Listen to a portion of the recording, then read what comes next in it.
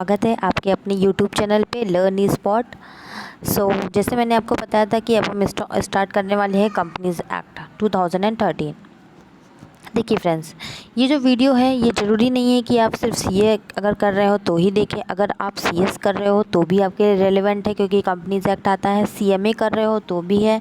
अगर आप कोई कंपटीशन की तैयारी कर रहे हो लाइक सेबी की, तो भी आप उसमें क्या होता है, ये जो एक्ट है वो पूछा जाता है। और भी थोड़े बहुत एग्ज़ाम्स होते हैं लाइक एलआईसी के एग्ज़ाम्स होते हैं, उसमें भी कुछ कुछ जगह पूछ लिया जाता है। अकाउंट्स के जो एग्ज़ाम्स होते हैं और जो आपके आईटी से रिलेटेड, जैसे इनकम टैक्स ऑफिस से रिलेटेड होते हैं, उसमें आ जाती हैं चीज़ें।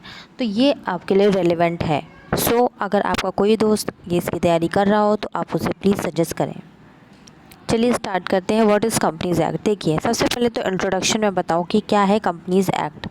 देखिए, कंपनीज एक्ट 2013 ये है, मतलब जो कंपनी होती है, हम सब जानेंगे। एकदम छोटे से स्टार्ट करेंगे, स्टार्टिंग से, कि क्या होती है कंपनी। उसके बाद कंपनी जानेंगे एक्ट क्या होता है। एक्ट तो देखिए क्या होता है कि एक जिससे कि क्या किया जाए, किसी को रेगुलेट किया जाए, किसी के ऊपर आप कह सकते हो कि जैसे आपने इंडियन कॉन्ट्रैक्ट एक्ट पढ़ा, तो देखिए वो किस पे लागू होता है, जब आप कोई कॉन्ट्रैक्ट करते हो किसी के साथ तो लागू हो जाता है इंडियन कॉन्ट्रैक्ट एक्ट। ठीक है, इसी तरह कंपनीज एक्ट में क्या है कि कंपनी जो होती है, जब वो कंपनी को बनाते हैं आप, जब वो कंपनी स्टार्ट क्रिएट होती है, तो उसके ऊपर क्या होता है, क्या कैसे लीगल उसके कंप्लाइंसेस होंगे, कैसे कैसे क्या उसके कंप्लाइंसेस होंगे, कैसे फॉर्मेशन होगी, क्या क्या उसकी उसको आगे कैसे प्रोसेस होगा, उसमें क्या क्या चीज़ें आएंगी, सब कुछ उसमें क्या दिया है, कंपनीज एक्ट में दिया है। क्या डायरेक्टर हैं, कितने डायरेक्टर बन सकते हैं, क्या मेंबर्स, कैसे शेयर कैपिटल, ऑथराइज कैपिटल, सब कुछ उसमें पूरे सेक्शन वाइज डिटेल दे रखी है कंपनीज एक्ट 2013 में। उसके अलावा एक आपके लिए बात जानना ज़रूरी है कि कंपनीज एक्ट 2013 जो है, इससे पहले ये था कंपनीज एक्ट 1956। इसके बाद 1956 बहुत पुराना हो गया था, तो चेंज किया गवर्नमेंट ने। उसके बाद उसको क्या करा, 2013 लाके नया बनाया, बिल्कुल नया से लिखा गया। ओके, और बाकी तो अमेंडमेंट आती रहती है छोटी मोटी, वो तो हो जाता है। ओके, अब आया अप्लीकेबिलिटी। मतलब कि आप देखिए कि कंपनीज एक्ट हमने देखा कि कंपनी होती है कोई, जिसकी हम डेफिनेशन पढ़ेंगे, ठीक है। लेकिन उसके बाद भी क्या होता है कि सारी कंपनीज पे लगेगा क्या कंपनीज एक्ट, क्योंकि देखिए बैंक जो होता है वो भी बैंक एक कंपनी ही मान लीजिए, उसको कंपनी कहते हैं, पब्लिक कंपनी में आ जाएगा वो। उसके बाद और भी जैसे सेबी हो गया, ओके, और भी कई सारी चीज़ें जैसे कि हाउसिंग डिपार्टमेंट हो गया जो एनबीएफसी में आते हैं। तो क्या ये सब में भी कंपनी एक्ट लगेगा, ये आपके क्वेश्चन आना चाहिए। तो देखते हैं क्या है इसका मतलब। फिर देखिए, सबसे पहले इन्होंने कहा कि कंपनी जो है किस पे लगेगा कंपनीज एक्ट। इन्होंने बोला ये companies incorporated under this act और under any previous law, company law. देखिए इन्होंने क्यों कहा ऐसा। देखिए दिस एक्ट मतलब 2013 वाला, कंपनीज एक्ट 2013 में बना है, उसके ऊपर लगेगा कंपनीज एक्ट 2013। या फिर वो कंपनीज एक्ट अगर 1956 वाले में बनी हुई हो, मान लीजिए कोई कंपनी 2000 में बन गई थी, तो वो देखिए 1956 के अंडर में बनी होगी। तो इन्होंने कहा कि 2013 वाला इस पर भी अप्लाई हो जाएगा। जो जो इसमें लिखा होगा, रूल्स रेगुलेशंस, जो भी कुछ लिखा होगा वो इसमें भी अप्लाई हो जाएगा।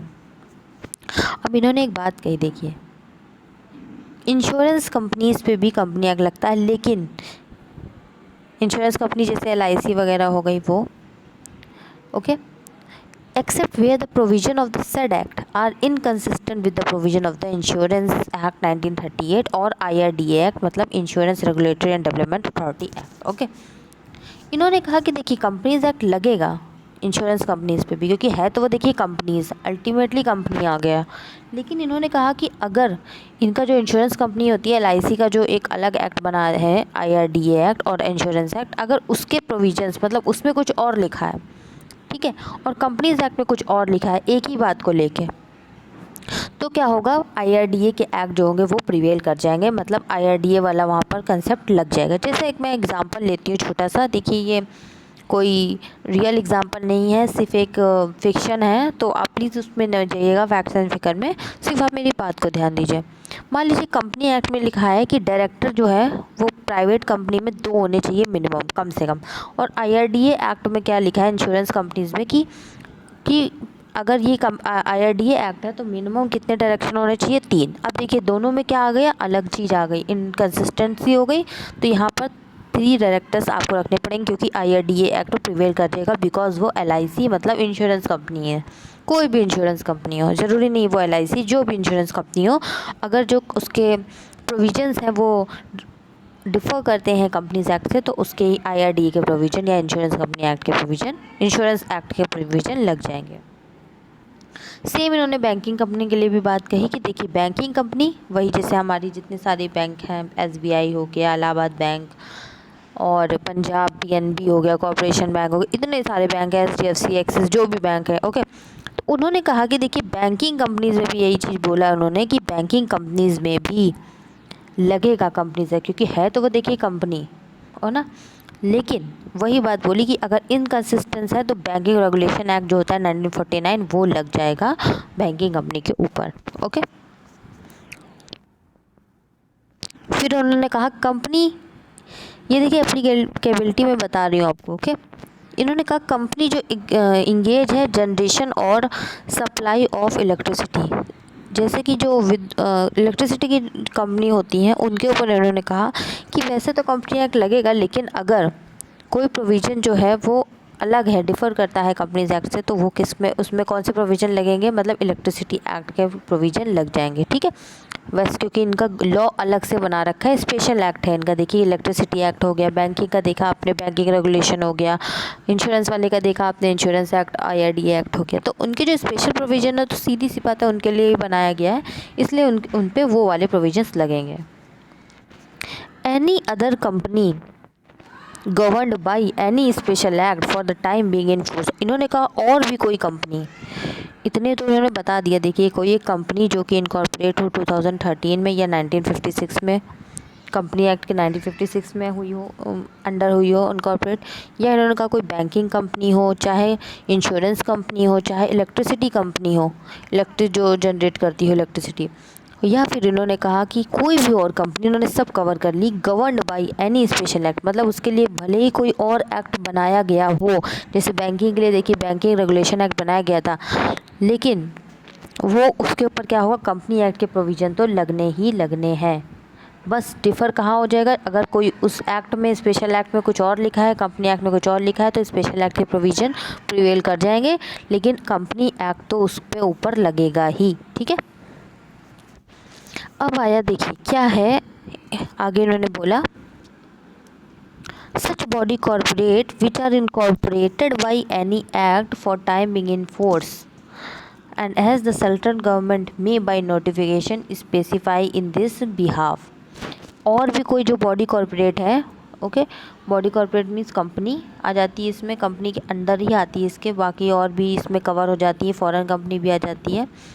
विच are incorporated by any act, कोई भी एक्ट के तहत वो बनाई गई हो, for time being in force and as the central government में बिहाफ, मतलब उसके ऊपर भी, सबके ऊपर उन्होंने बोल दिया एक तरीके से लगेगा, क्योंकि देखिए फॉरेन कंपनी भी आ गई ना बॉडी कॉर्पोरेट के अंदर, ठीक है।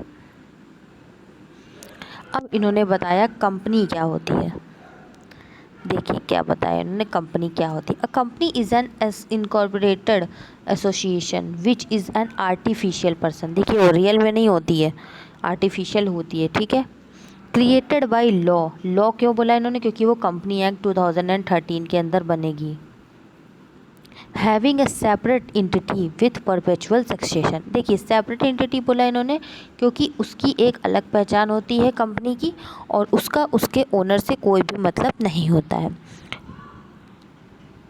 देखिए कैसे बोला इन्होंने, सेपरेट इंटिटी बोला, मतलब देखते हैं एक इंसान है जैसे ए और बी, 2 लोग हैं, उन दोनों ने मिलकर एक कंपनी बना ली, ओके। तो यहाँ पर देखिए ये कंपनी जो है, ये देखिए ए जो है ये एक पर्सन है, ये बी जो है ये एक पर्सन है, 2 हो गए, लेकिन इस कंपनी को भी क्या कहा जाएगा, ये तीसरा पर्सन कहा जाएगा, थर्ड पर्सन, मतलब तीसरा इंसान, थर्ड पर्सन उस सेंस में ना ले लीजिएगा आपकी, बिल्कुल वो थर्ड पर्सन जैसे बोल देते हैं हम लोग, वो नहीं। हम ये बोल रहे हैं कि यहाँ पर काउंटिंग जो होगी वो होगी 1, 2 और 3। हाँ, लेकिन इसको हम कहेंगे आर्टिफिशियल पर्सन, क्योंकि ये इसके अंदर कोई जान नहीं है और इसके अंदर कोई भी फीलिंग्स नहीं है कंपनी के अंदर। ठीक है, तो यही बोला है कि कंपनी जो होती है वो इनकॉर्पोरेटेड एसोसिएशन जो आर्टिफिशियल पर्सन है लॉ के द्वारा बनाई गई है, क्योंकि कंपनी एक्ट 2013 में जैसे जैसे लिखा होता है वैसे वैसे ही बनते हैं। अब मैं आपको एक बता दूं बात कि प्राइवेट कंपनी जैसे बनाते हैं लोग, तो प्राइवेट कंपनी में 2 डायरेक्टर होने चाहिए। तो अब ये ए और बी 2 लोग मिलके बना रहे हैं, ओके, तो 2 ही लोग क्या हो जाएंगे, इसके डायरेक्टर भी हो जाएंगे। उसके बाद क्या बोला इन्होंने, हाँ, विथ अ परपेचुअल सक्सेशन। इसका मतलब ये हुआ कि कंपनी जब एक बार चालू हो जाती है, बन जाती है, तो वो चलती रहती है। परपेचुअल मतलब चलती रहे, जो कंटिन्यूअस, ठीक है, वो तब तक नहीं ख़त्म होगी जब तक आप लॉ के द्वारा उसको क्या ना करो, ख़त्म ना करो। उसकी भी कुछ लीगल फॉर्मेलिटीज़ होती हैं, तब तक वो ख़त्म नहीं होगी। इंसान तो होता है, क्या होता है, वो आता है मर जाता है, लेकिन जो कंपनी होती है वो जब आपने बना दी तो वो 100 साल भी चलेगी, अगर आप उसे क्या ना करें, वो बिल्कुल उसका रजिस्ट्रेशन वगैरह सब कुछ हटाए ना, तब तक वो चलती रहेगी। ठीक है, सो आज के लिए मैं इतना ही आपको पढ़ाती हूँ, क्योंकि हमारा ये एकदम नया नया टॉपिक है, तो आपके बाउंस ना हो जाए कहीं कंपनी एक्ट। ठीक है, सो इसे आप देखिए, समझने की कोशिश करिए, एकदम नया एक्ट है। तो आज हमने क्या क्या पढ़ा कि कंपनी क्या होती है, उसके बाद हमने सिर्फ इसकी अप्लीकेबिलिटी पढ़ी है। अभी हम धीमे धीमे पढ़ेंगे एकदम आराम से, क्योंकि सारा एक साथ शायद आप डाइजेस्ट ना कर पाओ। Okay, till then bye and stay safe and stay happy.